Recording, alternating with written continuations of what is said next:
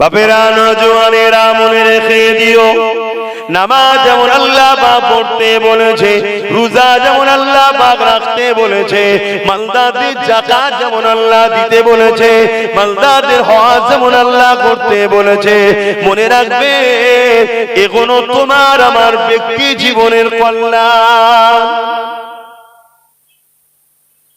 এ উম্মতে মুহাম্মাদি, আল্লাহ তোমাকে আমাকে দুটো কাজ দিয়েছে।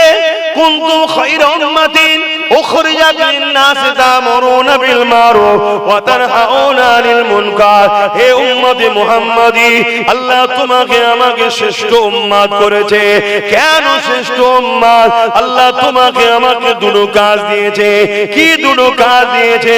অন্যায়কে আল্লাহ জমিনের উপরে মিটিয়ে দাও, ন্যায়কে জমিনের উপরে প্রতিষ্ঠিত করো, অর্থাৎ জমিনের উপরে জুলুমকে মিটিয়ে দাও, জমিনের উপরে হিংসাকে মিটিয়ে দাও, জমিনের উপরে খুনকে মিটিয়ে দাও, জমিনের উপরে ধর্ষণকে বন্ধ করে দাও, জমিনকে নেশা মুক্ত করো, জমিনকে অত্যাচার মুক্ত করো, জমিনের এতিমদের খানার ব্যবস্থা করো, জমিনে অসহায়দেরকে আশ্রয় দাও, জমিনে বিধবাদেরকে মর্যাদা দাও, তাদের অধিকার দাও। এ যুবকেরা, তরুণীরা, বাপেরা, এই জমিনে কিছু মানুষ রয়েছে যারা গরিবদেরকে গোলাম বানাতে চায়, কিতদাস দাসী বানাতে চায়, বিধবাদেরকে এমন করে বঞ্চিত করতে চায়, এতিমদের উপরে জুলুম করতে চায়। এক কথায় তাদের ধারণা হলো গরিবের বাঁচার কোনো অধিকার নাই, তারা ইসলামের মূলত বিরোধী করে। কিন্তু তুমি আমি যদি রাসূলুল্লাহর প্রকৃত প্রেমিক হই, তাহলে তোমার আমার দায়িত্ব রাসূলুল্লাহ সুন্নাতকে পালন করা। আল্লাহ নবীর সুন্নাত ছিল, নবী আমার জালিমদের বিরুদ্ধে লড়াই করেছে, গরিব দুঃখী অসহায়দের পক্ষে দাঁড়িয়ে। আরো জোরে বলুন সুবহান। ইসলাম নামাজও দিয়েছে, ইসলাম খোদাকে খানা খাওয়াবারও কথা বলেছে। এই শুনছেন তো নাকি? চারিদিকে এখনো আওয়াজ বন্ধ হয়নি?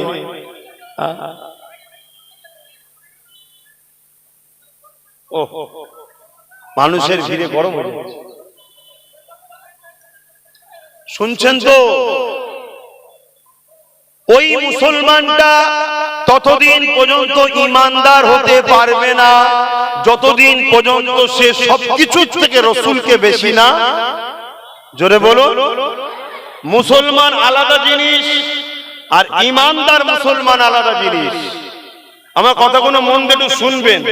এসেছেন যখন কষ্ট করে, আর 1.5 ঘন্টা আমাকে সময় দেন, তাও অতক্ষণ মনে হবে না। শুনছেন? তাহলে মুসলমান সবাই যখনই কোনো বাচ্চা জন্মগ্রহণ করে ফিতরাতের দিক দিয়ে মুসলমান হয়েই আসে। যারা উলামা ভাই আছে তারা ভালোভাবে জানে, এটা শুনে রাখেন। আজকে প্রত্যেকটা শিশু যখন জন্ম হয় ফিতরাতের দিক দিয়ে মুসলমান হয়ে জন্ম হয়। মুসলমান তো সবাই, কিন্তু মুসলমানের মধ্যে 3টে কোয়ালিটিতে ভাগ হয়ে যায়। 1 নম্বর মুসলমান ইমানদার মুমিন মুসলমান। দ্বিতীয় কোয়ালিটি মুনাফিক মুসলমান। তৃতীয় গায়র মুসলমান। মুসলমান সবাই, শুনছেন তো নাকি? মুমিন মুসলমানকে যে মুসলমান দুনিয়ায় এসে এই অন্তরে একটা স্ট্যাম্প লাগায়, ওই স্ট্যাম্পটা কি? লা ইলাহা ইল্লাল্লাহ মুহাম্মাদুর রাসূলুল্লাহ, अल्लाह के सिवा दूसरा कोई माबूद ही नहीं, अल्लाह के सिवा दूसरा कोई माबूद ही नहीं। একমাত্র মালিক মাবুদ হলেন একজন আল্লাহ, এটা এখান থেকে বিশ্বাস করে নিওয়া। দ্বিতীয় নম্বর হলো মুহাম্মদ রাসূলুল্লাহকে রাসূল জেনে জানের থেকে বেশি ভালোবেসে আদবের সঙ্গে এখান থেকে মেনে নেওয়া। এই ইসলামটা যে লাগায় সে জান্নাতে যাবার ভিসা পেল।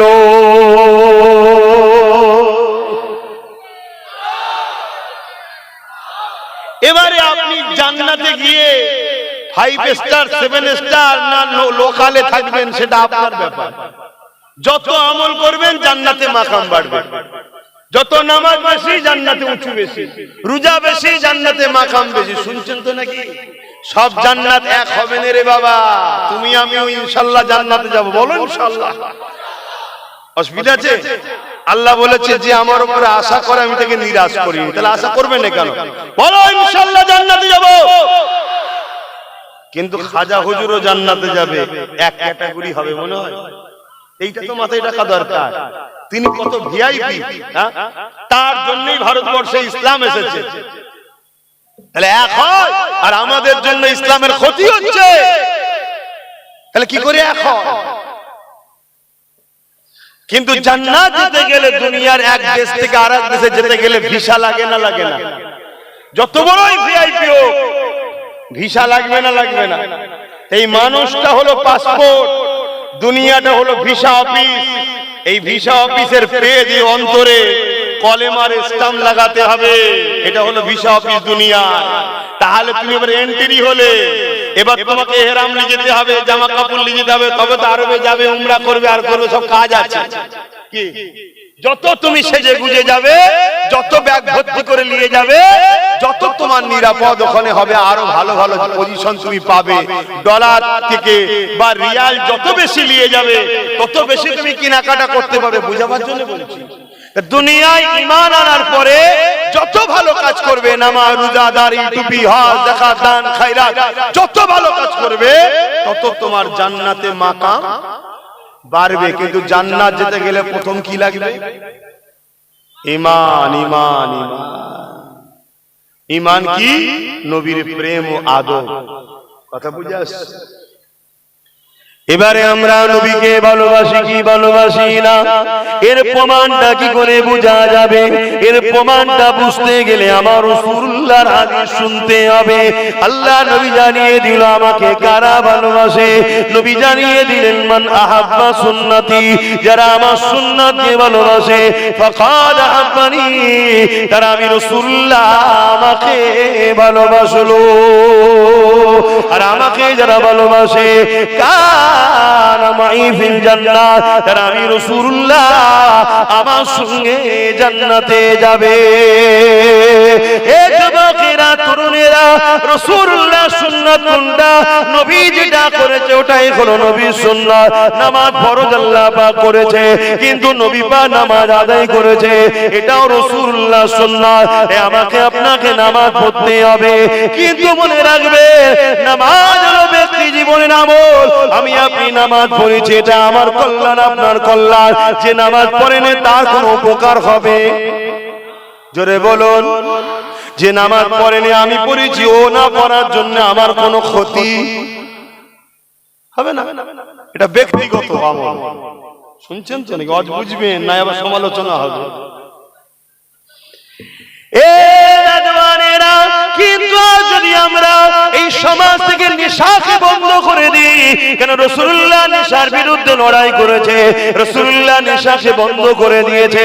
আমার রাসূলুল্লাহ এলান করে দিল, এ মানুষেরা শুনে রেখে দাও, মদ হারাম হয়ে গেছে, শরাব হারাম হয়ে গেছে। সাহাবা হুজুররা বলতে লেগেছে, ওই দিন দেখা যায় মক্কা মদিনার ড্রেনগুলো দিয়ে পানির মতো করে মদের স্রোত যেতে লেগেছে। তার মানে তারা সেদিন থেকে ছেড়ে দিতে লাগলো। এ যুবকেরা, তরুণেরা, আজ উম্মতে মুহাম্মাদি দাবি করি, আমার রাসূলুল্লাহর মিশন ছিল এই সমাজকে মদ মুক্ত করতে হবে। আজ কোটি কোটি টাকার মদ ব্যাপারী যারা রয়েছে, তারা ইসলামের বিরোধী করতে লেগেছে।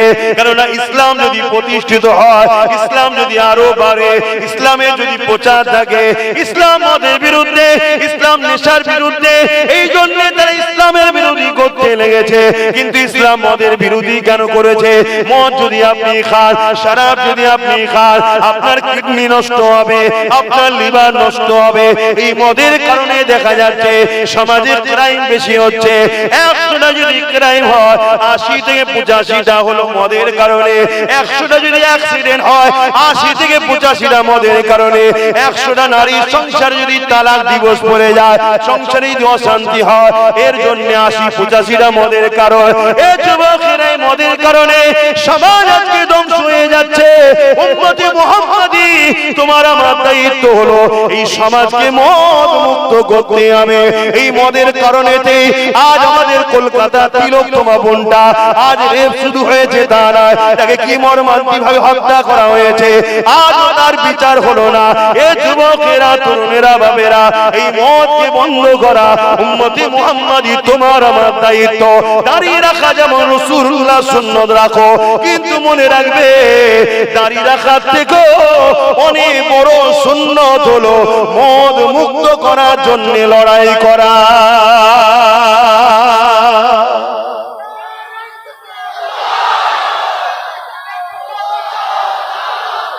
শুনছেন তো? হ্যাঁ, তাহলে প্রত্যেকটা জায়গা থেকে এই আওয়াজ ওঠা দরকার। মদ মুক্ত বাংলা চাই, মদ মুক্ত ভারত চাই, মদ মুক্ত বাংলা চাই, মদ মুক্ত ভারত চাই। কারণ এটা আমার মাতৃভূমি, রাসূল কিনার মাতৃভূমিকে ভালোবেসেছে।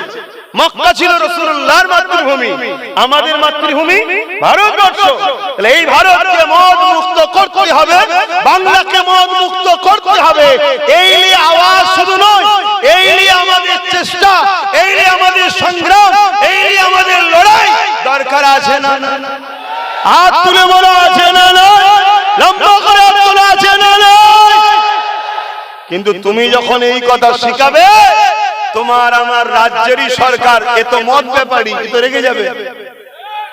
আমাদের সরকার মদ ব্যাপারী না? মদ ব্যাপারী না? মদ বিক্রি করে না? করে না? গর্ব করে করে বলে যে আমি মদে ফার্স্ট। তাহলে মাতাল সরকার, তাহলে তো আমাদের উপরে খেপে যাবে। কিন্তু বলো তুমি আমি উম্মতে মুহাম্মাদি দাবি করে মদের বিরুদ্ধে কথা না বলে মাতাল সরকারকে ভোট দিচ্ছি, কিয়ামত দিন নবীর শাফাত পাওয়া যাবে মনে হয়?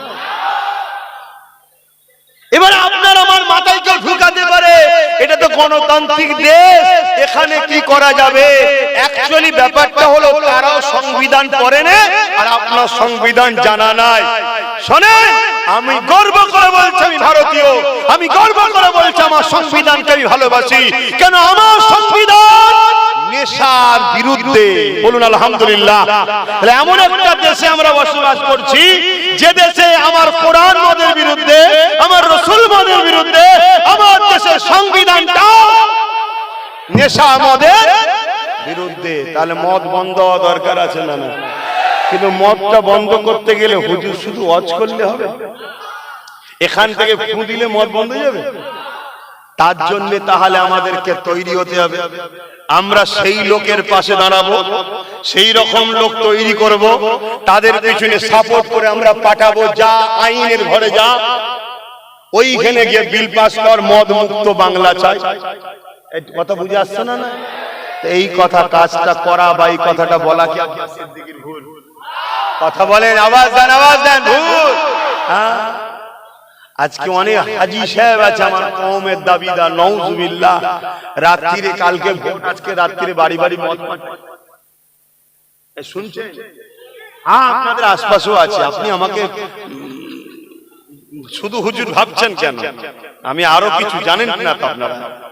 কথা বুঝে আসছে না? না তাহলে বলুন, আমার ধর্মের ক্ষতি অন্যজনরা করার সাহস পেচ্ছে কেন? আমার মধ্যে গাদ্দার ঢুকেছে। যেদিন আমাদের সংখ্যা কম ছিল সেদিন বিজয় আমরা লাভ করতাম। আজকে সংখ্যা আমাদের বেড়েছে, আজ আমরা চতুর্দিকে অপমানিত, লাঞ্ছিত, মার খাচ্ছি। কারণ কি? যেদিন সংখ্যা কম ছিল সেদিন আমাদের মধ্যে গাদ্দার ছিল না, আর সংখ্যা বেড়েছে আমাদের মধ্যে গাদ্দার ঢুকে গেছে। যে গাদ্দার গুলো দুনিয়ায় সামান্য পদের জন্য, সামান্য একটু গাড়ি বাড়ির জন্য, সামান্য একটু নিজের নাম হবে এর জন্য ইসলাম বিদ্বেষীদের চামচাগিরি দালালি করে আমাদেরকে পিছন থেকে টেনে রাখে। যদি আমার ছেলে উঠতে চায়, আমার ঘর থেকে কেউ একটু বেরোতে চায়, আমার ঘর থেকে কেউ যদি দাঁড়াতে চায়, তাকে পিছন থেকে টেনে নেয়, হুমকি দেয়, চমকায়, মারে, ধরে। এগুলো হলো আমার জাতের মধ্যে গাদ্দার।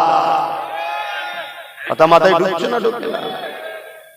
আজকে সবাই জানে কিন্তু বড় দুঃখের বিষয়, কে গাদ্দার কে মুনাফিক চিনতে হবে আমাদেরকে। এক, দ্বিতীয় নম্বর, কারো হুমকি চমকানো দেখে ঘাবড়ে গেলে তোমার আমার বাচ্চা কোনো, তাহলে কিন্তু চোখ থাকতো কানা, মুখ থাকতো বুবা, কান থাকতো কালা হয়ে যাবে।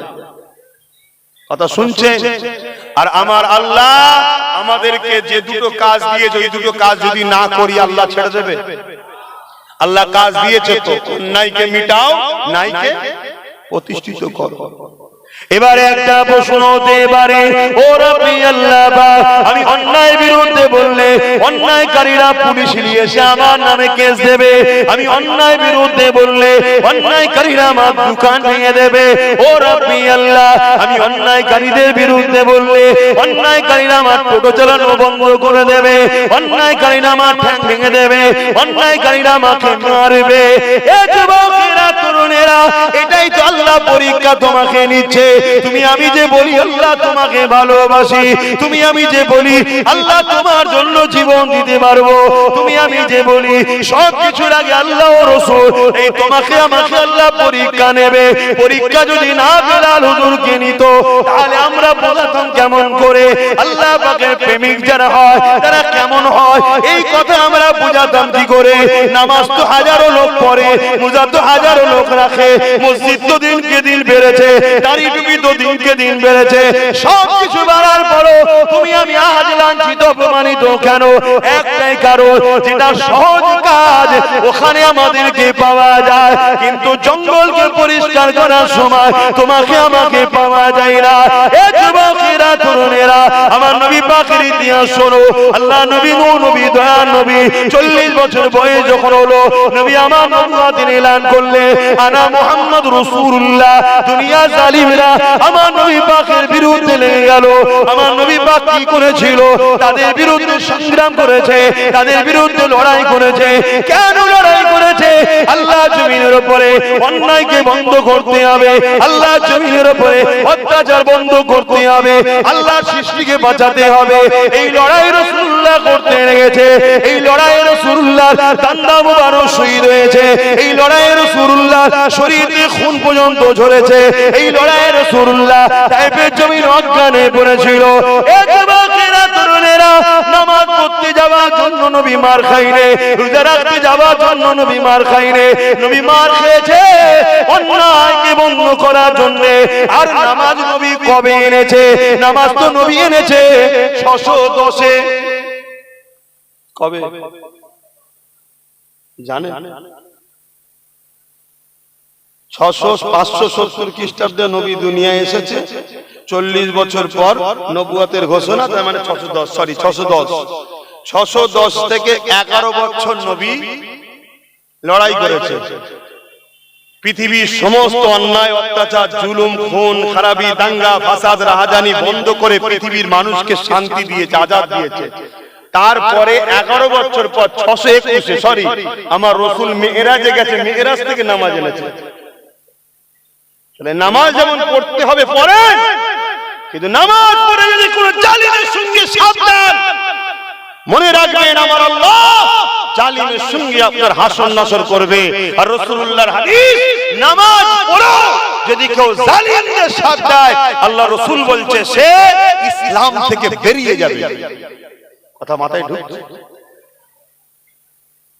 আজকে এই জমিনের উপরে কোটি কোটি ইতিম কাঁদছে, এই জমিনের উপরে কোটি কোটি বিধবার ইজ্জতকে লুটা হচ্ছে, এই জমিনের উপরে কোটি কোটি নারী অবহেলিত হচ্ছে। বলুন, ওই ইতিমগুলো, ওই বিধবাগুলো, ওই নারীগুলো, সে হিন্দু হোক, আদিবাসী হোক, সাঁওতাল হোক, খ্রিস্টান হোক, আর যাই হোক, সে কি তোমার আমার আল্লাহর সৃষ্টি নয়? তুমি আল্লাহর সৃষ্টিকে যদি ভালোবাসো তবেই তো আল্লাহর রহমত তুমি পাবে। নামাজ তোমার আমার উপকার আছে, ব্যক্তি জীবনের কল্যাণ। রোজা তোমার আমার উপকার। যেমন মোবাইলে ভাইরাল ঢোকে, সারা 11 মাস খাওয়ার পরে সারা বছর খেয়ে শরীরে অনেক ব্যাড ব্যাকটেরিয়া ঢোকে, ব্যাড ভাইরাস ঢোকে, সেইগুলোকে বাইর করার জন্য, শরীরকে আপডেট সুস্থ করার জন্য যেমন অ্যান্টিভাইরাস মারতে হয়, রোজা হলো আমাদের জন্য 1 মাস অ্যান্টিভাইরাস। আল্লাহ মেরে পুরো শরীরকে আপডেট করে ফ্রেশ আবার নতুন করে পাঠিয়ে দেয়। সরে বলুন সুবহানাল্লাহ। তাহলে রোজা তো আমাদের উপকার, কিন্তু রোজা রেখেছো সমাজের কি উপকার হয়েছে? কথা বলছেন না। আমি রোজা রাখলে যদি কেউ না রাখে তার উপকার হবে? তার শরীরে চাঙ্গা হবে? এটা যে রাখবে তার কল্যাণ, যে রাখবে তার উপকার। সমাজের কি উপকার হয়েছে বল? কিন্তু এই সমাজ থেকে যদি ঘুষকে মুক্ত করা যেত, এই সমাজের হাজার হাজার বাপ আছে, মা আছে, গরিব মানুষ, ছেলেটা মেধাযুক্ত, তার পিছনে জমি জায়গা ঘরে বিক্রি করে তাকে পড়িয়েছে, স্বপ্ন আমার বাচ্চা বড় হবে, চাকরি পাবে, উপযুক্ত জায়গায় যাবে, আমরা দাঁড়িয়ে যাব, তার স্বপ্ন চুরমার হয়ে যাচ্ছে এই ঘুষের কারণে। অনুপযুক্ত লোক চাকরি পাচ্ছে, অনুপযুক্ত লোক ডাক্তার হচ্ছে, অনুপযুক্ত লোক বিভিন্ন হসপিটালে সুযোগ পেয়ে যাচ্ছে, অনুপযুক্ত লোক সুযোগ পাওয়ার দরুন আপনি যখন চিকিৎসার জন্য যাচ্ছেন তখন আপনার অ্যাপেন্ডিসাইড অপারেশনের নামে কিডনিকে কেটে বিক্রি করা হচ্ছে। কথা ভাবেন, হুজুর এসেছে নামাজের কথা বলবে, এইটাই তো মরণ দশা হয়েছে, এইটাই মরণ দশা হয়েছে। এদের মাথায় হুজুর আসবে, নামাজ রোজা পড়বে, লাখটা বোতল থাকবে, বুঝে চলে যাবে। এসব কথা বুঝাবে কেন? পুরো পৃথিবীর বুকেই তোমাকে আখিরাতের কল্যাণ লুকিয়ে আছে। এই দুনিয়ায় তোমাকে এই বিষয়টার উপর নজর দিতে হবে। আল্লাহ নবী এই দুনিয়ার দুর্নীতিকে মিটিয়েছে, আল্লাহ নবী ঘুষ মুক্ত সমাজ করেছে। আর আজকে ঘুষ ছাড়া একটা পদে লাগানো যাচ্ছে না। আর ঘুষ এমন একটা মারাত্মক বিমার, এমন একটা মারাত্মক পাপ, এই ঘুষ যে সমাজে চলে ওই সমাজে আল্লাহ এমন মহামারী ব্যাধি পাঠায় যার ওষুধ সমাজ খুঁজে পায় না। শুনছেন তো? আপনি বলবেন আমি তো দিই না, আমি খাই না। না, আপনি দেন না, আপনি খান না, তো কি হয়েছে? এই সমাজে ঘুষ থাকলে ওই বিমারের শিকার আপনি হবেন। আমি আবার কি করলাম রে বাবা? না, সিস্টেম এমনই। শুধু অন্যায় করলে শাস্তি তা নয়, অন্যায় দেখে চুপ যারা থাকে তাদেরকেও আল্লাহ শাস্তি দেবে। আপনি জানেন ইসলাম কি? হযরত নবী লূত আলাইহিস সালাম আল্লাহ বলেছিলেন ৮০,০০০ লোক মারবো, তার মধ্যে থেকে ৪০,০০০ লোক ভালো, ৪০,০০০ লোক খারাপ। হযরত নবী লূত আলাইহিস সালাম বললেন, আল্লাহ খারাপ লোক কোন শাস্তি পাওয়ার যোগ্য, শাস্তি দেন, ভালো লোক কোনকে কেন মারবেন? আল্লাহ পাক বললেন, খারাপ লোক কোনকে ভালো লোক কোন রোকে না কেন, ওই জন্য ওদেরকে মেরে দেব। শুনছেন বাপজানেরা? তাহলে আপনি আমি অন্যায় করিনি কি? আপনি অন্যায় করেন না, আমি করেছি, আপনি চুপ থাকলে আল্লাহ আপনাকেও মারবে, আমাকেও মারবে। কেন? আপনাকে আল্লাহ দুটো কাজ দিয়েছে, অন্যায় মিটাও, অন্যায় মিটাও, এটা কাজ। আর আজকে তুমি আমি খামোশ হয়ে যাওয়ার দরুন, তুমি আমি আল্লাহ ও রাসূল থেকে সরে যাওয়ার দরুন, তুমি আমি গান ফাংশন যাত্রা দুনিয়ার বিভিন্ন লোভ লালসায় জড়িয়ে থাকার দরুন আজকে জালিমরা মাথা তুলেছে। কখনো আমার বোরখা ধরে টানছে, কখনো কোন বোনের মুখে হিজাব থাকলে, নেকাব থাকলে, বিহারের একজন সিএম হওয়ার পরও সে নেকাবটা ধরে আমার বোনের টানছে। দেখছেন তো? জোরে বলুন। এটা তাকে দেশ অধিকার দিয়েছে, সংবিধান অধিকার দিয়েছে। কেউ পুরো ঢেকে রাখতেও পারে, কেউ পুরো খুলেও থাকতে পারে, দেশ তাকে অধিকার দিয়েছে। আমরা সবাই রাজ্যের দেশের মধ্যে আছি, কিন্তু একটা রাজ্যের সিএম সে একজনের মুখের কাপড় ধরে, নেকাব ধরে টানছে। এটা ভাবতে হবে এই জাতিকে। তোমার আমার ঘুমিয়ে থাকার দরুন তোমার আমার বোনের মুখের কাপড়কে প্রকাশ্যে একটা রাজ্যের সিএম ধরে টানছে, তাহলে আগামী দিনটা কি ভয়ানক দিন আসতে চলেছে। তুমি আমি জাগো। তোমার আমার বাংলাতেও অনেক স্কুলে হিজাব পরে যাওয়ার দরুন তোমার আমার বোনকে স্কুলে ঢুকতে দেওয়া হচ্ছে না।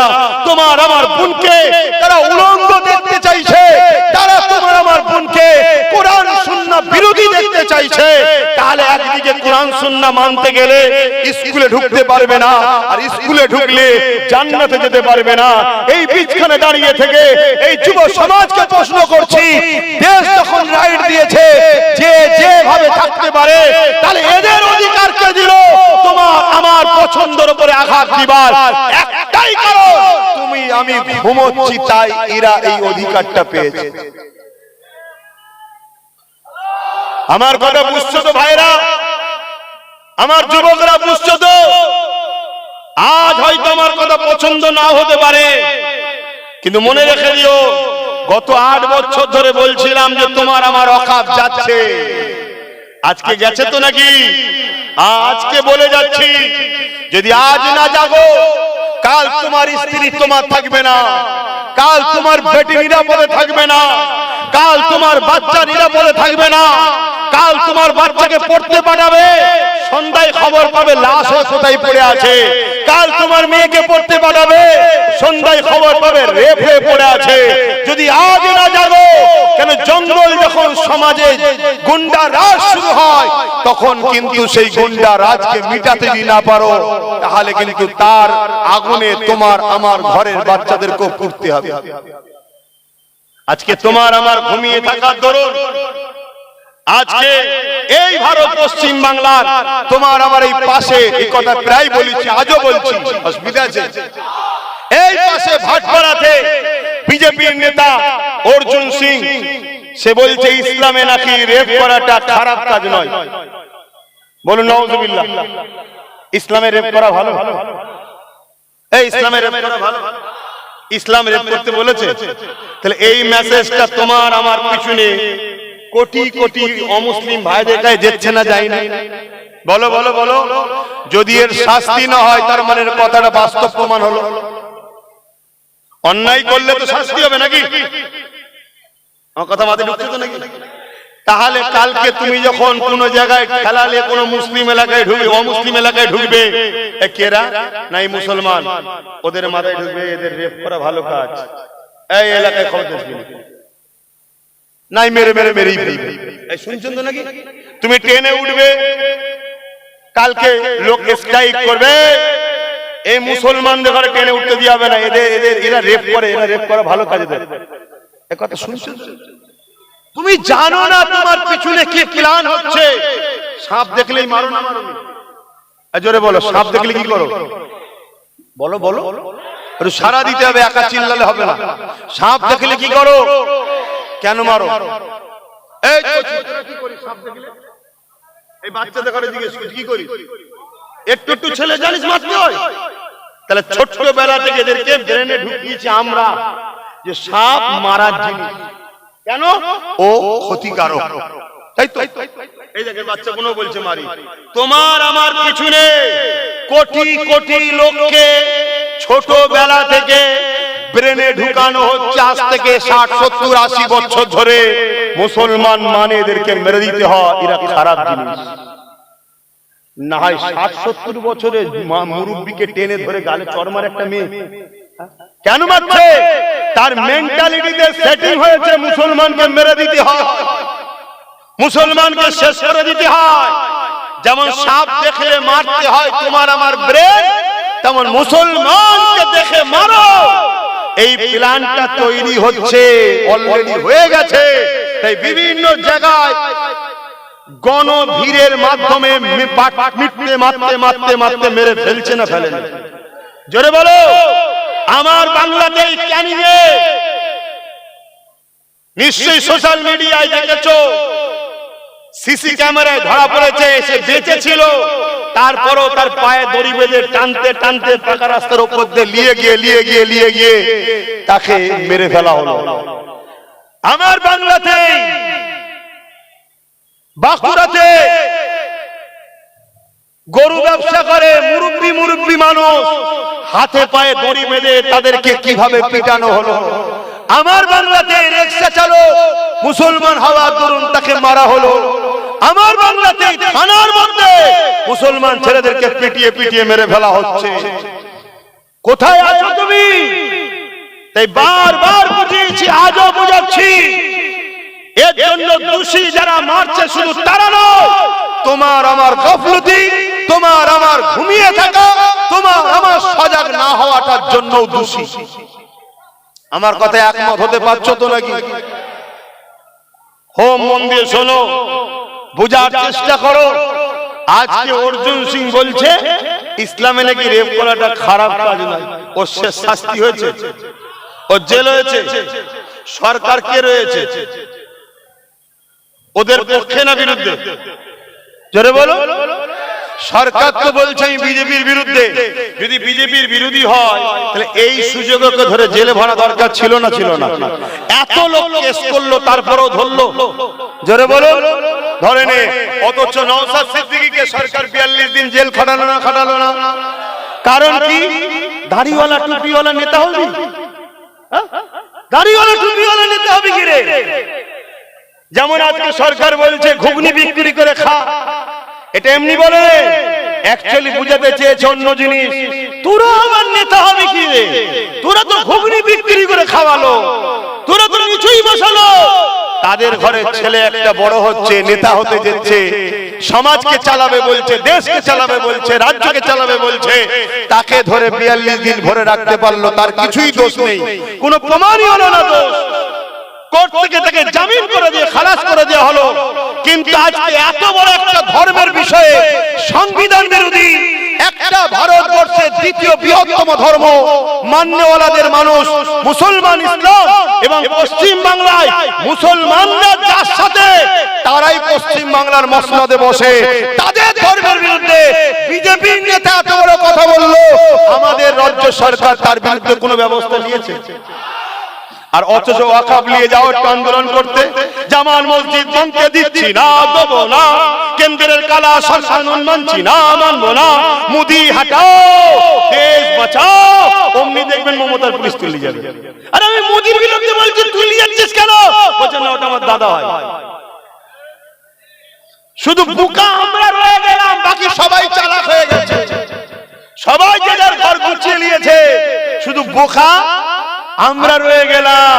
আর এই বোকা এই জন্য হয়ে গেলাম কেন আমাদের কাছে আল্লাহ ও রসুলের আগে এদের ঘরে প্রাধান্য দিয়ে ফেলেছি।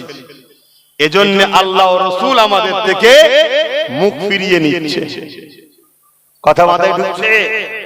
এজন্য বুঝুন, এখনো সময় আছে। ইসলাম নারীদেরকে মর্যাদা দিয়েছে না দেয় নাই? আমি তো চ্যালেঞ্জের সাথে বলছি, ইসলাম নারীদেরকে এত মর্যাদা দিয়েছে, ইসলামের মোকাবেলা যদি কেউ করতে চাও, একজন কেউ আসো, এসে বলো যে ইসলামের থেকে বেশি নারীদের মর্যাদা আমি দিয়েছি, আমরা দিয়েছি, দেখো। ইসলাম নারীকে এত মর্যাদা দিয়েছে, ইসলাম বলছে কেউ যদি নারীকে রেপ করে তাকে গলা পর্যন্ত পুঁতে পাথর মারতে মারতে মেরে ফেলো। কেন? নারী হলো মায়ের জাত। যে পুরুষ মায়ের জাতকে সম্মান করতে জানে না, ও মানবরূপী পশু, পাগলা হয়ে গেছে, ওর বেঁচে থাকার এই সমাজে অধিকার নাই। এর নাম হলো ইসলাম। জোরে বলুন সুবহানাল্লাহ, আরো জোরে বলুন সুবহানাল্লাহ।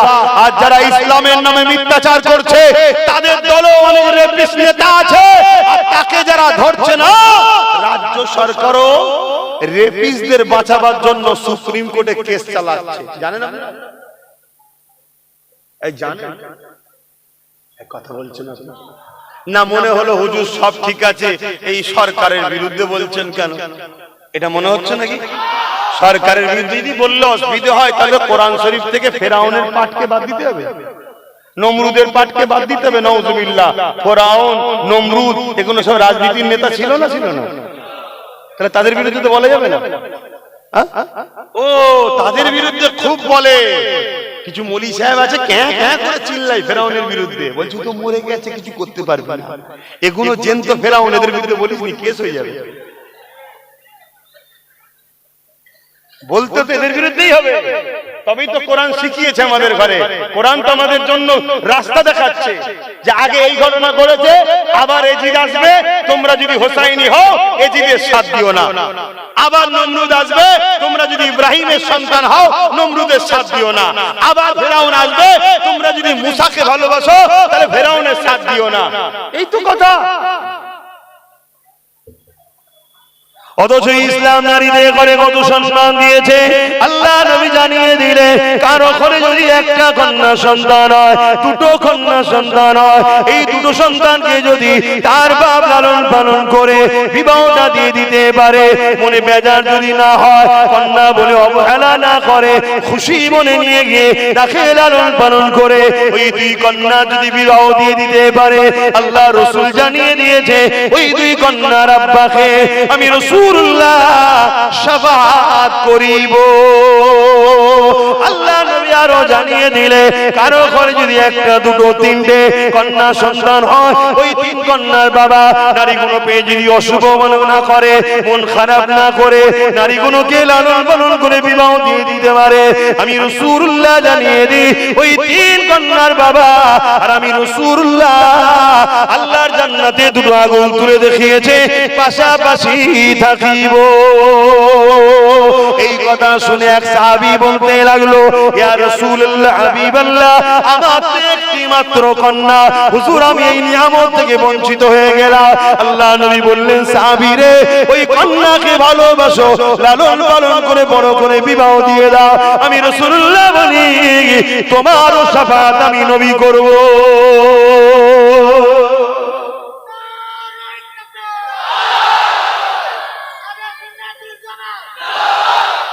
আজকে আমাদের ঘুমানোর জন্য, আমাদের ইসলাম থেকে দূরত্ব হওয়ার দরুন আজকে যে যা খুশি ইসলামের বিরুদ্ধে বলে নিচ্ছে।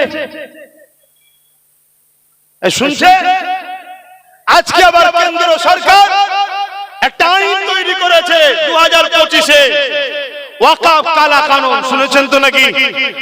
আরে তুই সরকার দেশ চালা, তুই সরকার দেশের মধ্যে সন্ত্রাসী হামলা হচ্ছে, বর্ডারে কাশ্মীর হোক বিভিন্ন জায়গায় সন্ত্রাসীরা হামলা করছে, তুই সেগুলোকে রুখবি, রুখতে তো পারছিস না, উপরন্তু দিল্লিতে এসে আবার সন্ত্রাস হামলা করে দিল। এইগুলো তো দেশের সরকারের কাজ চালানো, ঠিক না বেঠিক? মানুষ কি করে রুজি পাবে, চাকরি পাবে, দেশের বেকারত্ব কি করে দূর হবে, এটা তো দেখা দরকার। কেন্দ্র সরকার এইদিকে নাকাম, হেরে গেছে, পারছে না। দেশ দিনকে দিন গরিবের দিকে যাচ্ছে, জিডিপি ধ্বংস হয়ে যাচ্ছে, ডলারের নাম আকাশ ছোঁয়া, সেই জায়গা আমার দেশের টাকা পতন হচ্ছে।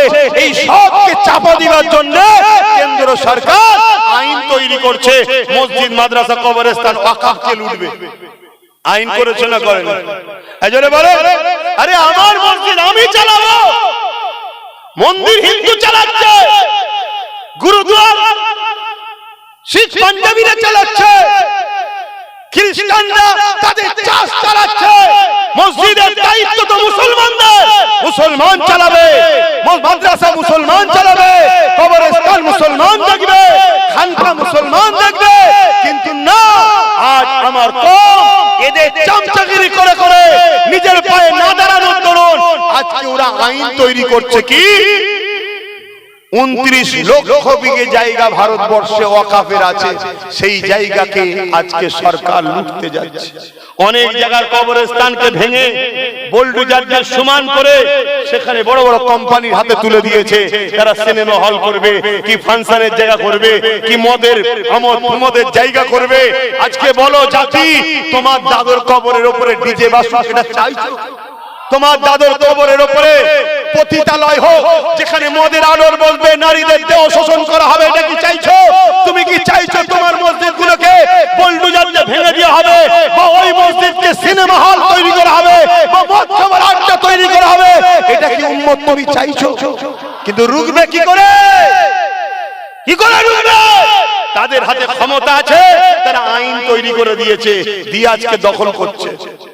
রাজ্য সরকার বলেছিল কোনো চিন্তা নেই, আমার থাকতে ওয়াকফ হতে দেব না। সেই রাজ্য সরকারও আমাদের সঙ্গে বিশ্বাসঘাতক করেছে না করেন? এটা আওয়াজ দিয়ে বলেন, করেছে না করেন? তাহলে কেন্দ্র সরকার যেমন আমার দিনের দুশমন, মসজিদ মাদ্রাসা কবরস্থানের দুশমন, রাজ্য সরকারও আমার দিন মসজিদ মাদ্রাসা কবরস্থানের দুশমন না দুশমন? এবারে বলুন লড়বে কি করে দেবে? এদের হাতে আইন আছে, এদের হাতে প্রশাসন আছে, এদের হাতে পাওয়ার আছে, কি করবে এবারে? তুমি যদি বলো আমি কি আর করব, তাহলে জাহান্নামে যাওয়ার জন্য তৈরি হও, জাহান্নামে যাওয়ার জন্য তৈরি হও। তোমার হাতে আল্লাহ পাওয়ার দিয়েছিল, সেই পাওয়ারকে তুমি তাদের পিছনে খরচ করলে যাদেরকে তোমার পাওয়ারে যারা ক্ষমতায় এসেছে তারাই তো তোমার দিনের দুশমন। আল্লাহকে জবাব দিতে হবে না? আমার কথায় কষ্ট পেয়েছেন আপনারা? বেজার হচ্ছেন আপনারা? আমি 2008 আজ থেকে 8 বছর আগে থেকে বলছি যে মসজিদ যাচ্ছে, মাদ্রাসা যাচ্ছে, কবরস্থান যাচ্ছে, ঈদগাহ যাচ্ছে। একদল আলেম উলামা আমাকে কত ছোট বড় কথা বলেছে, অনেকে আমাকে নানা রকম কথা বলেছে, বিভাজন করছে, হ্যান করছে, ত্যান করছে, কত কি বলেছে। তারপর হঠাৎ করে অনেকে অকাবলে হুড়োহুড়ি করলো, করার পর এখন সব ঠান্ডা কেন? ঠান্ডা কেন? মনে রেখে দেন, আল্লাহ ছাড় দিয়েছে, ছেড়ে দেয়নি। বাবরি মসজিদ আমাদের থেকে নিতে পারত না যদি আমার জাতের মধ্যে গাদ্দাররা বিক্রি না করত মসজিদকে। তো ওয়াকফ এদের ক্ষমতা নেই আমাদের থেকে ছিনিয়ে নিতে পারে। এই আইনটা তৈরি হওয়ার পিছনেও আমাদের মধ্যে গাদ্দাররা লুকিয়ে আছে এদের সাথে। আগামী দিন আল্লাহর ঘর মসজিদ মাদ্রাসাকে বাঁচাবার জন্য আমাদের ঘরে লড়াইয়ের দরকার আছে না? না। কারা জান মাল দিয়ে লড়াই করতে রাজি আছেন? হাত তুলে সাক্ষী দেন। হাত লম্বা করে তোলে, লম্বা করে হাত তুলে রাখেন। এবার একটু ডায়ে বায়ে দেখেন কেউ হাত তুলতে বাকি আছে কি, একটু দেখে নেন, দেখে নেন। কেন মুনাফিক চিনতে হবে, গাদ্দার চিনা দরকার। যে ওয়াকফের পক্ষে নয়, মসজিদ মাদ্রাসার পক্ষে নয়, তারা কি আমাদের হতে পারে? জোরে বল, হতে পারে? যে ওয়াকফের পক্ষে, মসজিদ মাদ্রাসার পক্ষে, তারা আমাদের, ঠিক না বেটি? তাই আওয়াজ দিয়ে বলুন নারে তাকবীর, নারে দিবে দ্বীন ইসলাম, দ্বীন ইসলাম, কোরআন ও সুন্নাহ, কোরআন ও সুন্নাহ। ওয়াকফের দুশমনেরা, ওয়াকফের দুশমনেরা, ওয়াকফের দুশমনেরা, কেন্দ্রের জালিম সরকার মুর্দাবাদ, নারে তাকবীর। তাহলে বলুন এই লড়াই হবে না? হবে না। কিন্তু এই লড়াইয়ে হাতে লাঠি দরকার আছে না? না। লাঠি হিসেবে কাকে নেবে? একটু মন দিয়ে শোনো, বলবো, অসুবিধা হচ্ছে না তো? আমি আব্বাস সিদ্দিকী ধর্ম প্রচার করি, ধর্মগুরু, দিনের প্রচার করি। আমি আব্বাস সিদ্দিকী নলেজ টিভি চালাই, মাদ্রাসা চালাই। আপনি কি করেন? ইমামতি করে। আপনি ইমামতি করে, আপনি ইমামতি করে। কিন্তু আমাদেরকে আপনারা মানেন না? মানেন না? আমি হুজুর নাই নেতা হতে পারিনি, ক্যান্ডিডেট, ইনি নাই ইমাম হচ্ছে না, উনি নাই হচ্ছে না, ইনি নাই হচ্ছে না। কিন্তু আমাদের কি দায়িত্ব নয় যে এই যুবক ছেলেগুলোকে বুঝানো যে বাবা তোরা দোয়াও করছিস, সাথেও আছিস? দরকার আছে না? নাই? আজকে যখন কেন্দ্র সরকার মাদ্রাসা মসজিদের দুশমন, রাজ্য সরকারও দুশমন না? দুশমন নয়? এই দুজনের বিরুদ্ধে লড়াই করে আর একজন নবী বংশের আওলাদ যখন ওয়াকফকে বাঁচাবার জন্য সুপ্রিম কোর্টে মামলা চালাচ্ছে, আজও যে তোমার কবরস্থান রক্ষায় আছে, ওই তার মামলা চলছে, তাই সুপ্রিম কোর্টে এখনো কেসটা আছে, তাই এখনো লড়াইয়ের জায়গা রয়েছে। এই জায়গায় দাঁড়িয়ে থেকে যে মসজিদ মাদ্রাসা ওয়াকফের জন্য লড়ছে, একজন ধর্মগুরু হিসাবে, ধর্ম প্রচারক হিসাবে কওমের মানুষকে বলা দরকার, তার সাথ দেওয়া দরকার আছে না? না। আওয়াজ আছে না? তার নাম হলো নওশাদ সিদ্দিকী। আজকে সে লড়ছে ওয়াকফের জন্য, আন্দোলন করতে গিয়ে তার ভালোবাসার মানুষগুলো জেলে গেছে, সে নিজেও জেলে গেছে, তাকে এই মমতা সরকার জেলে দিয়েছে। আজকে কেন্দ্র ও রাজ্য সরকার যখন মসজিদ মাদ্রাসার বিরুদ্ধে, সেই জায়গায় যখন নওশাদ লড়ছে ওয়াকফের হয়ে, তার সাথ করা দিতে রাজি আছেন? হাত তুলে দেখান, হাত লম্বা করে তোলো। এই আল্লাহকে সাক্ষী রেখে বলছে 5,000-এ বিক্রি হবেন না তো? 10,000-এ বিক্রি হবেন না তো? যদি হন, কি খোদার গজবটা হবে সেটাও শুনে রাখেন। আল্লাহ তোমারে পড়বেন, আর একটা গজব হবে। কি গজব শুনবেন না? এই যে বিহারে ভোট হয়ে গেল না, বিহারে এনারা হুজুর মানুষ, আমরা হুজুর মানুষ নাই, রাজনীতি জানি না, বুঝি না, ছেড়ে দাও। কিন্তু এইটুকু তো বুঝি যে আমার মসজিদের দুশমন তার সাথে নয়, যে পক্ষে তার সাথে। এই তো নাকি, এইটুকু তো বুঝি। আর এখানে আর একটা কথা বলে যায়, ভাই যার হুজুর তার কাছে, যার আমির তার কাছে, যার শায়েখ তার কাছে, যার হযরত তার কাছে, মসজিদ কিন্তু আমাদের সবার। এখন যদি জুজিয়াত মাসলা নিয়ে তুমি আমি ঝগড়া করি, মনে রেখে দিও মসজিদ থাকবে না, কোথায় হাত বাঁধবে না, পরে ঝগড়া হবে। টুপিটা কি পড়বে ওটা পরের কথা, কল্লা থাকলে তবে তো টুপি লাগাবে, কল্লাই রাখবে না বলছে, টুপি লাগাবি কোথায়? শুনছেন তো নাকি? অতএব যার হুজুর তার, যেমন আমরা দাদা হুজুরকে মানি, আমি বলবো না তোরা দাদা হুজুরে চলে আয়, আর তোমরাও বলবে না আমাদের ঘরে দামাত দলে আয়। এখানে লড়াই একটাই, মসজিদটা ফুরফুরাওয়ালাদেরও, মসজিদ তাবলীগ দেওবন্দি বেরেলি সবার মসজিদ, ঠিক না বেটি? অতএব মসজিদ সবার, কবরস্থানে ফুরফুরাওয়ালারও লাশ আছে আর সবার লাশ আছে, বাঁচাতে এখন সবাইকে। তারপরে যে যার দল করছো করকে যাও, যে জানলে থাকবে যাও। আমাদের মধ্যে জুজিয়াত মাসলার লড়াই ছিল, আছে, কিতাবই থাকবে। এটা একটা ইসলামের খুবসুরত। এই লড়াই আছে বলেই তো আমরা কিতাব মুতালা করি, এই লড়াই আছে বলে তো কিতাব পড়ি আমরা, না কিতাব পড়তাম না। কথা মাথায় ঢুকছে না না? কিন্তু সেটা কিতাবই লড়াই, সেটা কিতাবই লড়াই। দাঁড়িয়ে সালাম না বসে সালাম, ওটা কিতাবই লড়াই। কিন্তু আমরা দাঁড়িয়ে দিই, বসে আমাদের ঘরে আহলে সুন্নাত ওয়াল জামাতরা ফতোয়া দেয় না যে ওরা বেঈমান হয়ে গেছে, ফতোয়া দিয়েছে। কিন্তু এখন এই বসা দ্বারা লড়াই করতে গিয়ে নামাজ পড়ার জায়গা থাকবে না, কবরস্থান দিতে পারবে না, মরলে পোড়াতে হবে। তাহলে এই জায়গায় দাঁড়িয়ে থেকে আমি নওশাদের পক্ষে সাথ দিয়েছি, আপনারাও দিচ্ছেন, এই কথা বলা কি অন্যায় করলাম? আমার আর একটা ভিডিও খুব বাজারে চলছে, আমি বলেছি মমতাকে ভোট দিলে ঈমান থাকবে না। শুনেছেন আপনারা? এই কেউ শুনেছেন কি? এটা নিয়ে খুব সমালোচনা হচ্ছে চারিদিকে। আবার একটা লোকে, একজন বয়স্ক মুরব্বীর সাথে আমার বক্তব্যটাকে কেটে সেটিং করেছে। তিনি বলছে ভোট দেওয়া যাবে, আর আমি বলছি দিলে ঈমান চলে যাবে। দিয়ে সমাজে ছড়াচ্ছে, কার কথা মানবো বলো? ও ফজকে, নাই ফজকে, ইনি মুরব্বী, কথা বুঝছেন? আমি মুরব্বীর জুতোকে মাথায় রাখি, কিন্তু মুরব্বী যেদিন কথা বলেছিল সেই দিন কিন্তু রাজ্য সরকার বিশ্বাসঘাতক করেনি। মুরব্বী যেদিন বলেছিল সেদিন রাজ্য সরকার বলেছিল 10,000 মাদ্রাসা দেবো, সেদিন বলেছিল ডবল ডবল চাকরি হবে, ফুরফুরায় রেল হবে, উন্নয়ন পরিষদ হবে। এই শুনছেন তো নাকি? কিন্তু মুখোশ খুলে যে এখন শয়তানের পেতনি মুখ বেরিয়ে পড়েছে। এখন মুরব্বী বলছে কি জিজ্ঞেস করো, শুনছেন তো নাকি? শোনো, শরিয়াত কারো বাপের নয়, কোন পীর পীরজাদা আমির হযরত শায়েখের শরিয়াত নয়। শরিয়াত হলো আমিনা লালের। জোরে বলুন সুবহানাল্লাহ, আরো জোরে বলুন সুবহানাল্লাহ। ইসলাম দাঁড়িয়ে আছে দুটো জিনিসের উপরে, কিতাবুল্লাহ আর হাবিবুল্লাহ। কিতাবুল্লাহ আর হাবিবুল্লাহ, এই দুটো থেকেই রস বার হয়েছে ইজমা ও কিয়াস। কথা বুঝে আসছে? কিতাবুল্লাহ আর হাবিবুল্লাহ ছাড়া কারো কথা ইসলামে চলবে না, মনে থাকবে তো নাকি? কিন্তু মুরব্বী যখন বলেছিল তখন তো আমরাও ভালোবেসেছিলাম। এই যে এখানে বসে আছে আজকে যারা বলছে যে না একে ভোট দেওয়া যাবে না, তারা এক সময় ভোট দিয়েছে। সত্যি করে বলুন, ভুল বলছি? দিয়েছে। তবে আমি, ও এত ভিড় আমার ঘাড়ে পড়ে যাচ্ছিস কেন রে বাবা? মুরব্বী লোক আছে, শুনছেন তো নাকি? কথা বলতে না, একটু নামাজ হবে। তাহলে আমি কিন্তু কোনোদিন দিইনি, ভিন্ন কথা। কিন্তু কথা হচ্ছে আজকে ধরুন একজন মুসলমান এসে আপনাকে সালাম দিল, আপনি উত্তর দেবেন? এক কথা বলেন, কালকে যদি সেই ইসলাম ছেড়ে দেয়, সালাম দেয় আর উত্তর দেবেন না? তাহলে আজকে যখন সে বলেছিল ভালো কাজ করবো, আর করবো, হেঁটে করবো, হোটা করবো, স্বাভাবিক, অন্যায় কি আছে রে বাবা? ভালো কথা ভালো বলতে হবে।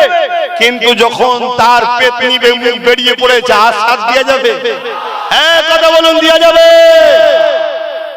মাথায় রাখবেন। তা আমি এই জন্য বলেছিলাম, আচ্ছা আমি বলিনি, প্রথম কথা আমি বলেছি রাসূলুল্লাহর হাদিস বলেছি, একটু বলবো না থাকবে? 10 মিনিট বলি, কি বলছেন? বলি নাকি? কারা কারা শুনতে চাইছেন একটু হাত তুলে সাক্ষী দেন, একটু মুহাব্বতের তাকবীর দেন। নারে তাকবীর, নারে দিবে, হাত তুলে বলুন লাব্বাইক। আপনারা বলবেন ইয়া রাসূলুল্লাহ, লাব্বাইক লাব্বাইক লাব্বাইক লাব্বাইক লাব্বাইক ইয়া রাসূলুল্লাহ। নারে দিবে, ভারতবর্ষ, পশ্চিম বাংলা, বাপের দেশ, কারো দয়াতে আমরা বেঁচে নাই। এটা আমাদের বাপ আদম আলাইহিস সালামের দেশ। জোরে বলুন সুবহানাল্লাহ। তো ভাইরা আমার, এটা বলবো অ্যাকচুয়ালি রাসূলুল্লাহর হাদিস বলেছি, আল্লাহ নবী বলছেন, মন দিয়ে শোনেন, মুসলিম শরীফ। হাদিসটা কোথায়? কিছু বলছেন নাকি? কিছু বলবেন? 8:30 নামাজ, ঠিক আছে, অনেক টাইম তখন 8:30।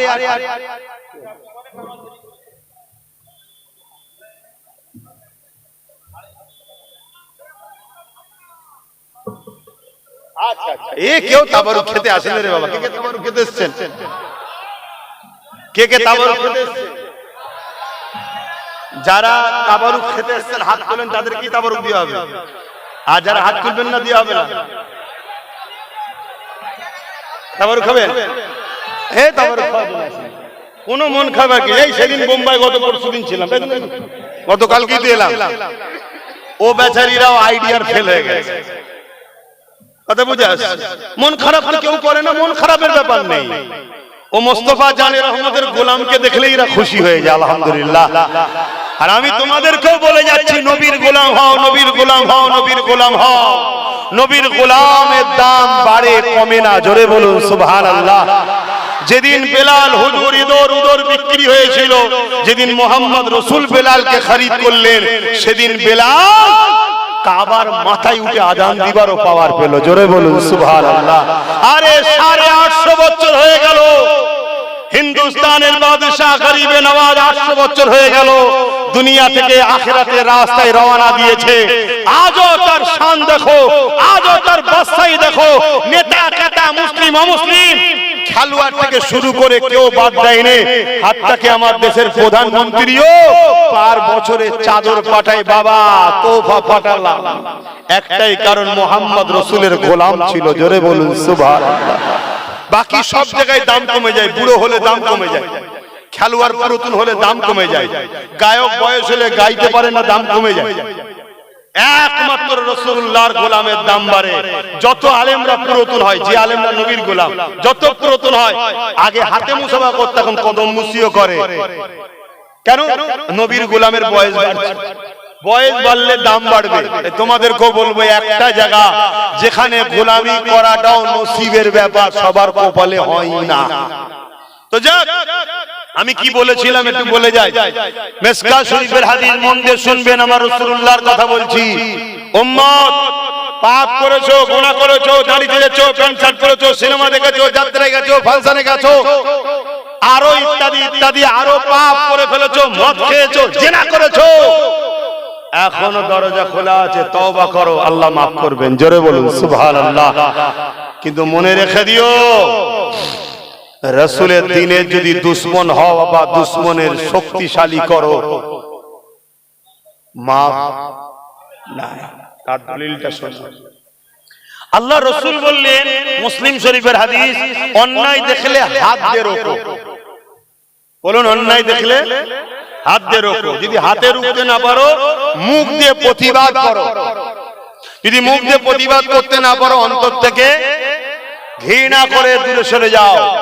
আর অন্তর থেকে ঘৃণা করে দূরে সরে যাওয়ার নমুনাটা রাসূল বলছেন, বড় দুর্বল ঈমান। ঈমান আছে কিন্তু দুর্বল।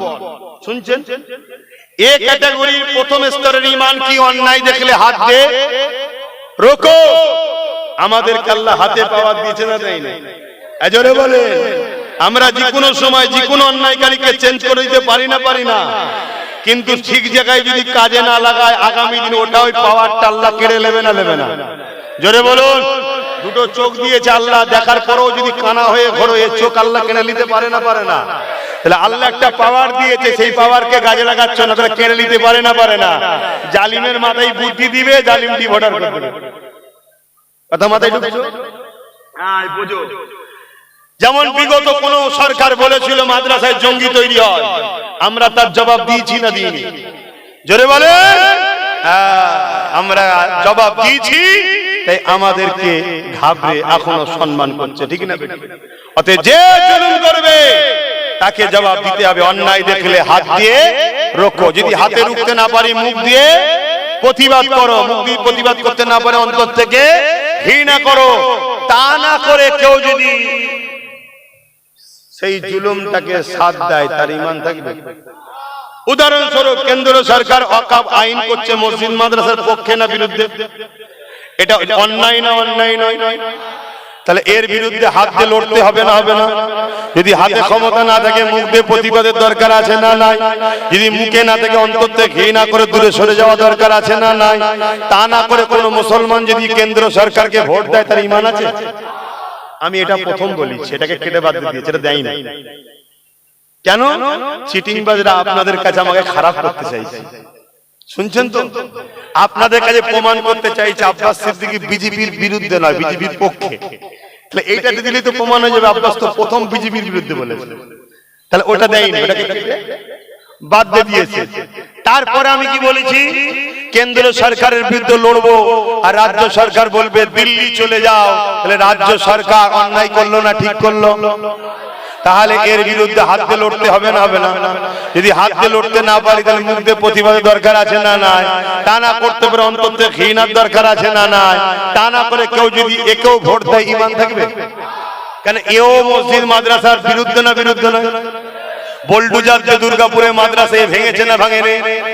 রাজ্য সরকার বলেছে না বলেনি যে মসজিদ কি বলে রাস্তার কুকুরের বাচ্চাকে মিড ডে মিল দেবো, মাদ্রাসার বাচ্চাদেরকে মিড ডে মিল দেবো না? রাজ্য সরকার বলেছে না বলেনি? তাহলে মাদ্রাসার বাচ্চাদের ঘরে কুকুরের বাচ্চার থেকে যারা খারাপ নিচই না ভাই, তারা অন্যায় করলো না ঠিক? রাসূলের হাদিস অন্যায় দেখলে হাত দিয়ে রোকো নাই, মুখ দিয়ে প্রতিবাদ করে না, অন্তর থেকে দূরে সরে গিয়ে করে সরে যাও।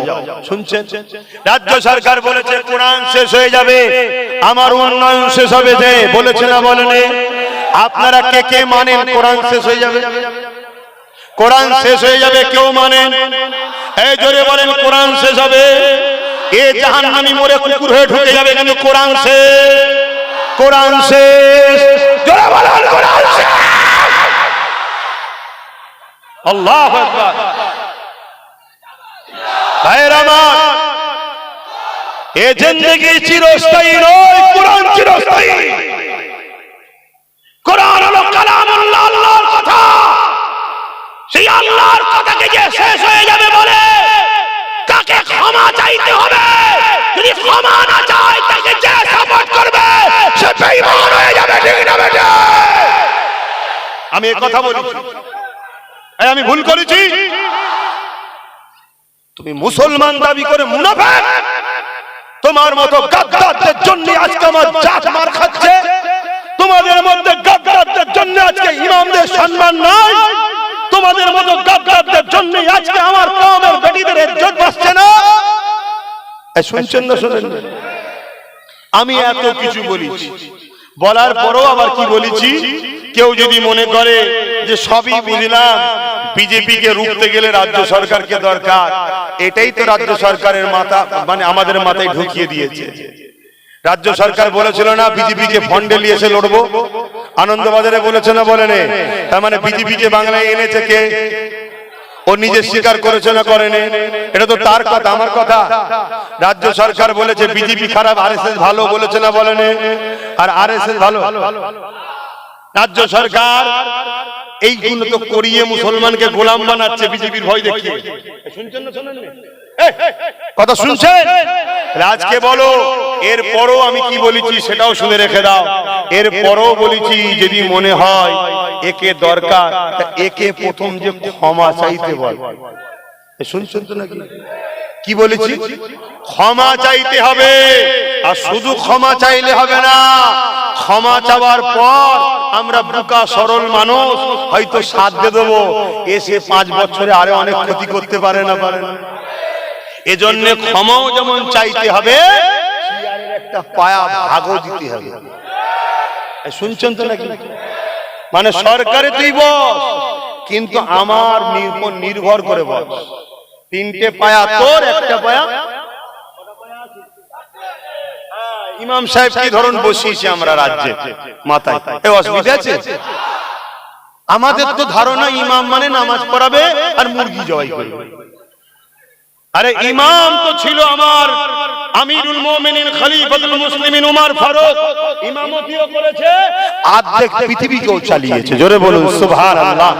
তাহলে আমার ইমামগুলো কেন গ্রামের মেম্বার বা পঞ্চায়েতের প্রধান হতে পারবে?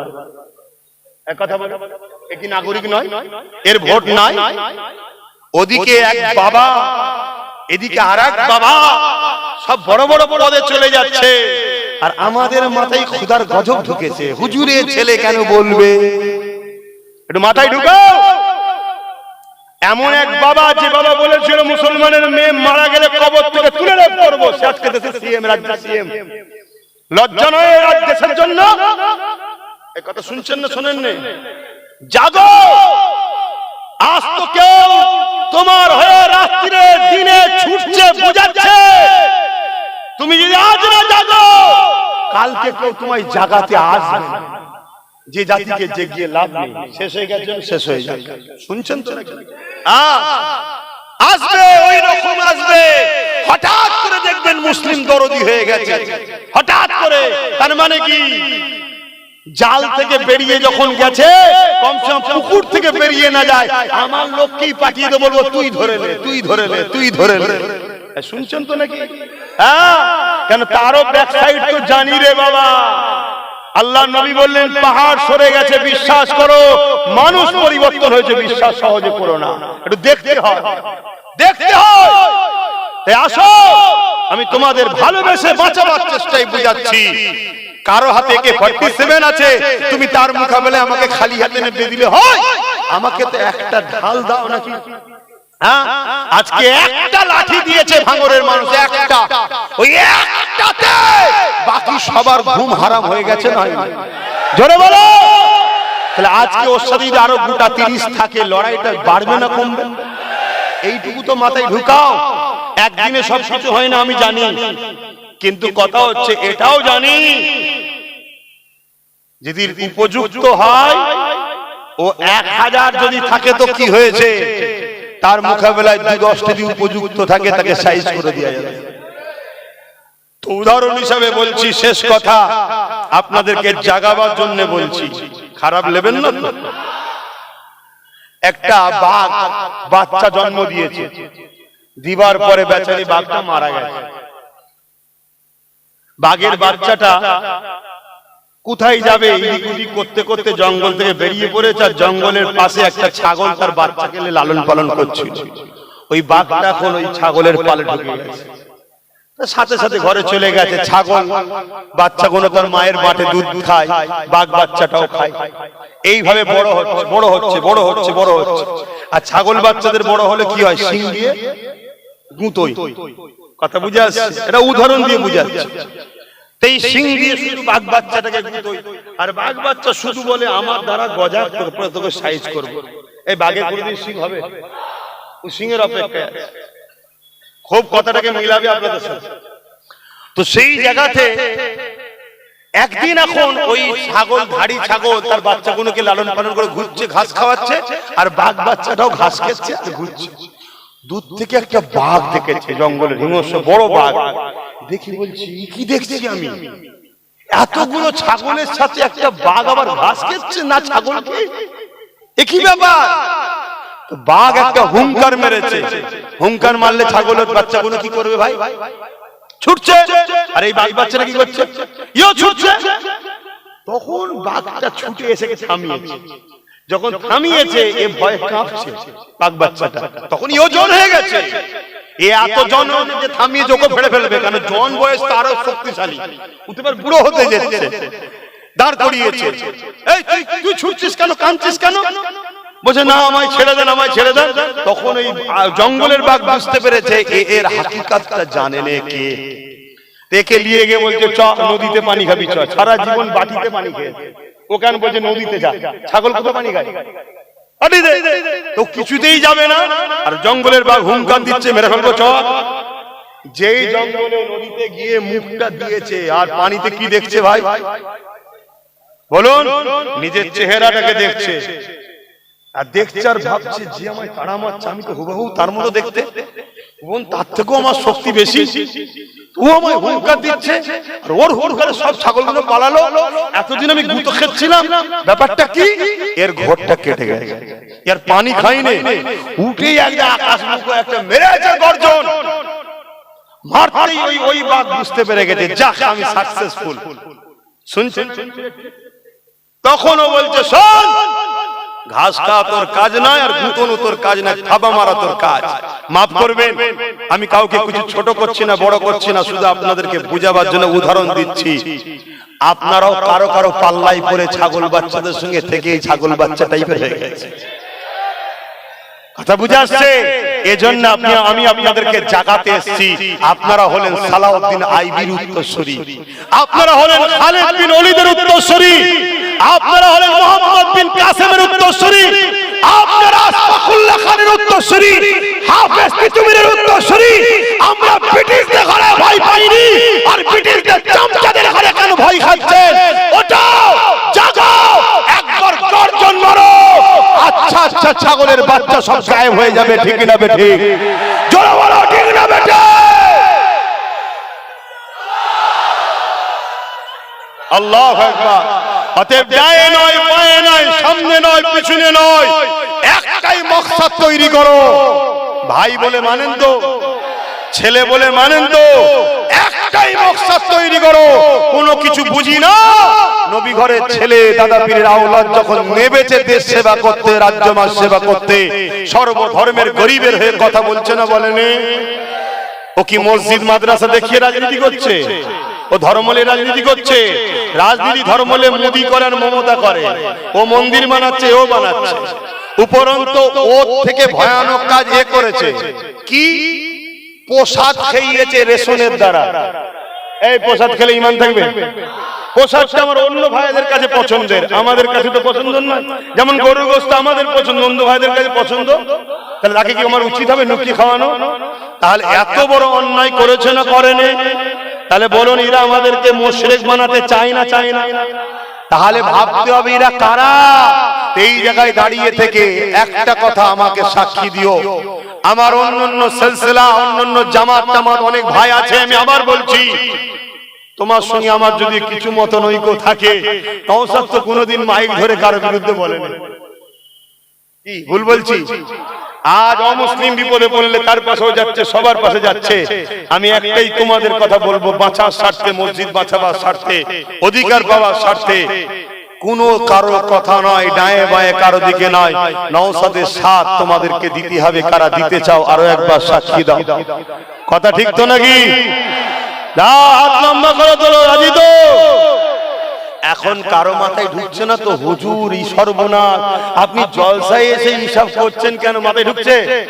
যদি ঢোকে ওষুধ আছে আমার কাছে। মাথায় ঢুকছে? যদি কারো মাথায় ঢোকে তাকে আগে ডিউটি দিচ্ছি, মমতাকে যে বলকে যাও, মোদিকে যে বলকে যাও যে রাজনীতি করছো তো ধর্মের পিছনে লেগেছো কেন?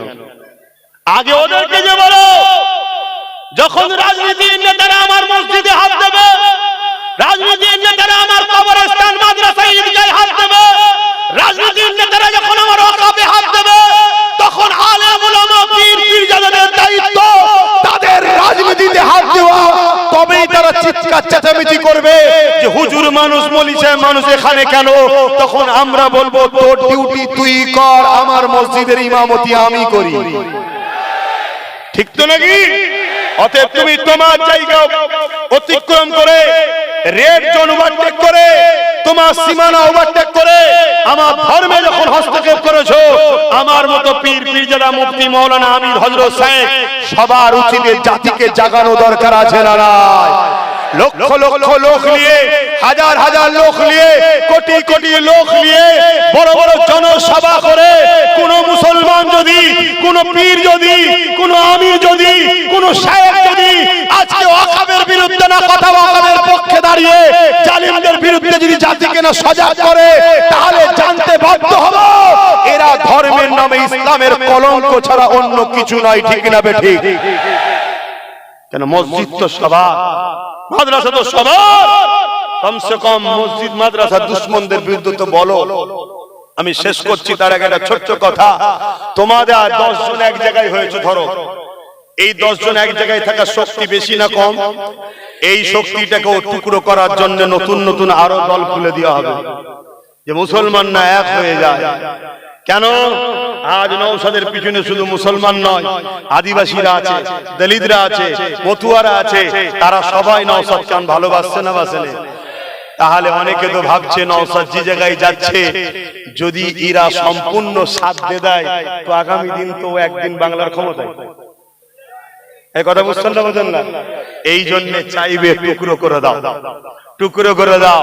আর টুকরো যদি হয়, নওশাদের কিছু ক্ষতি নয়, ক্ষতি কাদের? ভাবতে হবে, ভাবো ভাবো। এবং প্রত্যেকটা দলের যারা নেতৃত্ব দিচ্ছেন, ধর্মীয় ইমাম, আলেম, আমির, শায়েখ, হযরত, আপনারা আমার সঙ্গে যদি কথা নাও বলতে চান, নওশাদের সঙ্গে কথা বলুন। ডেট দরকার হয় আমি করিয়ে দেবো, কথা বলুন। আপনারা ডাইরেক্ট কথা বলুন, আপনাদের কি প্রয়োজন আছে, কি লাগবে, কি আছে, কি চাইছেন, কথা বলুন। কথা বুঝে আসছে না? না কেন? আমরা যদি এক না হয়, আগামী দিন আমাদের মসজিদের চিহ্ন মিটিয়ে দেবে, মাদ্রাসা মিটিয়ে দেবে, এদের টার্গেট ইসলামকে মুছে দেবো। কথা বুঝে আসছে না? না এই জন্য কথা কোনো বললাম, কেউ কথা কষ্ট পেলেন, কেউ ব্যথা পেলেন? এখন আমার শেষ কথা, একটুখানি সালাম দেবো, সালাম দেবো। আমরা দাঁড়িয়ে দিই, কেউ যদি বসে দেয় তার বিরুদ্ধে আমরা ফতোয়া দিই না। শুনছেন তো নাকি? এটা প্রেমের ব্যাপার, এটা মশলার ব্যাপার নয়। হে নবী সালাম,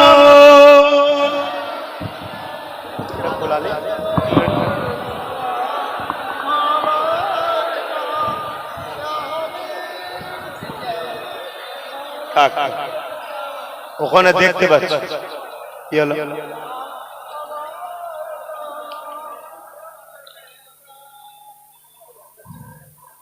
طلع البدر علينا من شنيات الوداع وجب الشكر علينا مدى لله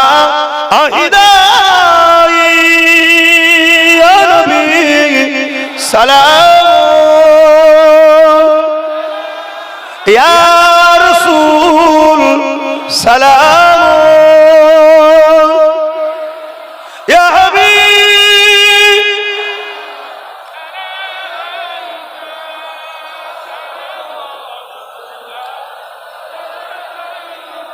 একটা কথা বলে পড়েছে, বলে দিনে ভুলে যাব। চঞ্চল বেরেন তো, অনেক দায়িত্ব।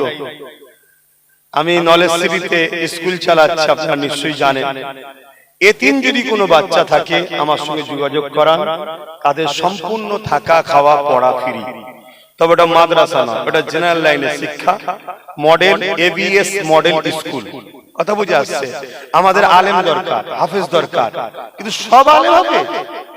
কিছু আইএস, কিছু আইপিএস, কিছু পুলিশ, কিছু ডিএম, কিছু বিডিও, কিছু জজ, কিছু উকিল দরকার আছে না? না, এগুলো হওয়া কি হারাম? আবার এই আইএস, আইপিএস, জজ, ডিএম, বিডিও গুলো আলেমদের কাছে বসে বসে, যেসব বাচ্চারা আলেম হয়, বসে বসে দিন শিখে নেবে। কিন্তু আমাদের দরকার আছে না? না, এজন্য আমি 50টা মাদ্রাসা চালাই। আপনাদের এই পাশে অনেক জায়গায় মাদ্রাসা চালায়। এই একটা মাদ্রাসার বাৎসরিক জলসার কাগজ দিল। কোথায়? মুজাদ্দিদিয়া পীর আবু বকর, মুজাদ্দিদিয়া পীর আবু জাফরিয়া সিদ্দিকিয়া মাদ্রাসা। এই মাদ্রাসাটা আমি চালাই। এটা হচ্ছে কোথায়? গোবর্ধনপুর, কলিযুগ গোবর্ধনপুর, চেনেন? ওখানে জলসা আছে, ছেলেরা দাওয়াত দিচ্ছে 22শে পৌষ, আপনাদের সবাইকে দাওয়াত দিচ্ছে। কখন? আমার টাইম যাক, ছেলেরা দাওয়াত দিচ্ছে। তো এরকম মাদ্রাসাও চালায়। কিন্তু এই মডেল স্কুলটা করেছি 2027-এ ইংলিশ মিডিয়াম স্কুল করব, তারপরে ল কলেজ করব, ইঞ্জিনিয়ারিং কলেজ করব। এটা টার্গেট। আপনারা দোয়া করছেন তো? আল্লাহ কবুল করুন, আল্লাহুম্মা আমিন। 3 দিন ইসলামে যখন যাবেন তখন গিয়ে দেখবেন। তো সেই জায়গায় আমি যে মেসেজটা দিচ্ছি, যাদের পড়াশোনা করার আগ্রহ আছে, ছেলে পুলে অনেক ভর্তি হচ্ছে, কিন্তু বিশেষ করে এতিম বাচ্চা যারা, তাদের কেউ নেই, সেই ছেলেগুলোকে যদি পড়িয়ে উচ্চ শিক্ষায় শিক্ষিত করতে পারি, তাদের লাইফ তৈরি হয়ে যাবে। তাই আপনাদের জানাশোনা থাকে, একটু আমার সঙ্গে যোগাযোগটা করাবেন। এটা একটা মহান নেকির কাজ। তার থাকা, তার খাওয়া, তার পড়াশোনা, তার জামা কাপড় সবকিছু তার চাচা দেবে, আপনার সিদ্দিকী দেবে, আমি খরচ করে পড়াবো। কথা বুঝে আসছে? তুমি যদি আমার ভাই হও, তার আব্বা যদি আমার সমবয়স্ক হয়, আমার ভাই হয়। আজকে তার বাপ চলে গেছে তো কি হয়েছে, তার ভাই তো আছে, যোগাযোগ করিয়ে। এটা একটা মহান কাজ। কিন্তু আসেন সালাম আরো একবার পড়িয়া নবী সালাম ইয়া রাসূল সালাম ইয়া হাবিব সালাম সালাওয়াতুল্লাহ। আসেন গায়ে গায়ে বসেন, দোয়া চাওয়া হবে, নামাজের ব্যাপার আছে, সকলে বসেন। বালাগাল উলা বিকামালিহি কাসাবাত তুজা বিজামালিহি হাসানাত জামিউ কুসালিহি।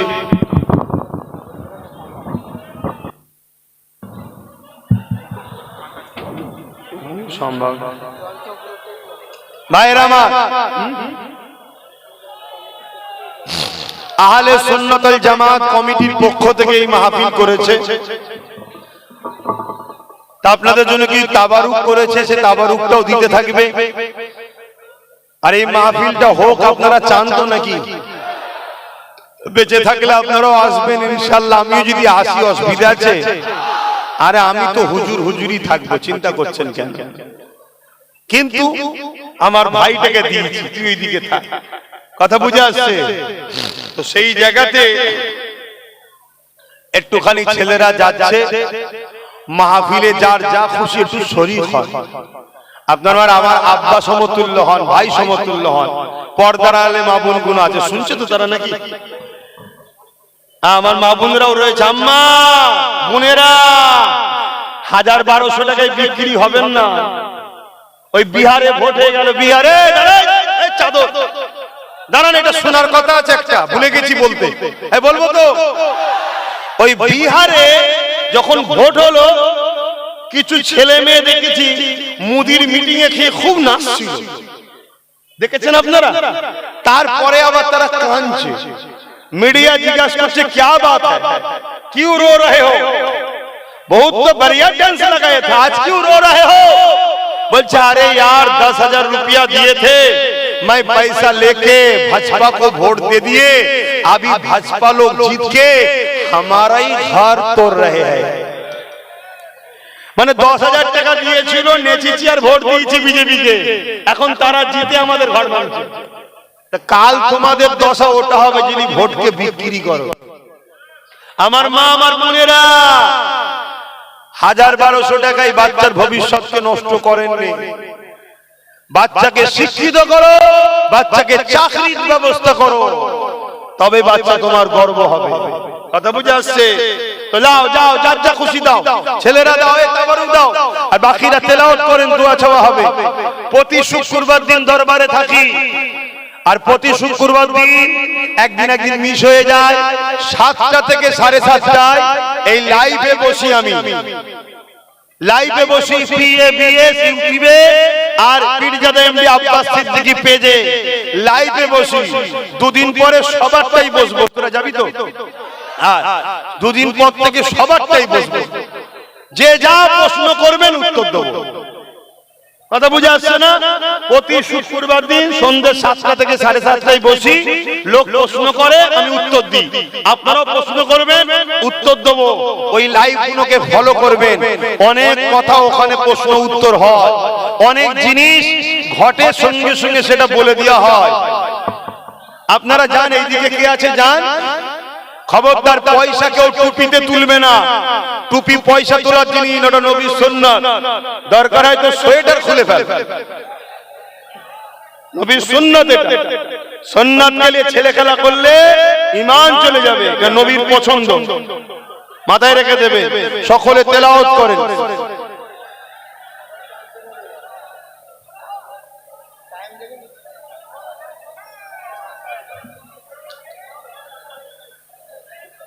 আর একটা কথা বলে যায়, লোভে পাপ, পাপে মৃত্যু।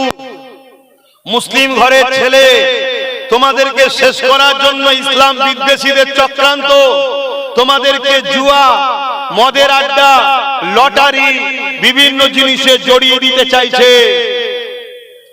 লটারি কেটে কেটে কেউ কেউ ভিখারি হয়ে গেছে, আবার কেউ একবার চান্স পেয়ে 1 কোটি পেয়েও গেছে, 50 লাখ পেয়েও গেছে।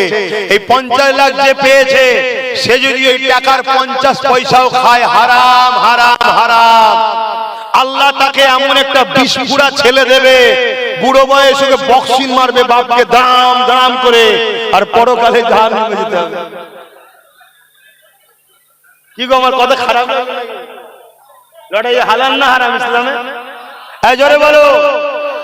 আর অপর দিকে তোমার 50টা ভাই কেটে কেটে ভিখারি হয়ে গেছে। খবরদার, আল্লাহ যা ডাল ভাত খাওয়াচ্ছে শুকরিয়া আদায় করো, মেহনত করো, খাটো, বিজনেস করো। এক ধরনের নয়, 2-3টে বিভিন্ন বিজনেস করো, ব্যবসা করো। সবজি কাঁচামালের বিভিন্ন দেশে রপ্তানি করব, বিভিন্ন বাজারে রপ্তানি করব, নারকল কাটি বাইরের রাজ্যে পাঠাবো, ছুবড়ার বিজনেস করব, কত কিছুর বিজনেস আছে হালাল। বিজনেস করো, সন্তানদেরকে, পরিবারকে হালাল খাওয়াও। ওই পরিবার সন্তান ভালো হবে, আল্লাহ তোমার আখিরাত ভালো করবে। আর যদি হারামের পিছনে যাও, তাহলে তোমার ভাই দুনিয়া ধ্বংস হয়ে যাবে। এমন এমন বিমার হবে, 50 দেবে 1 কোটি বেরিয়ে যাবে।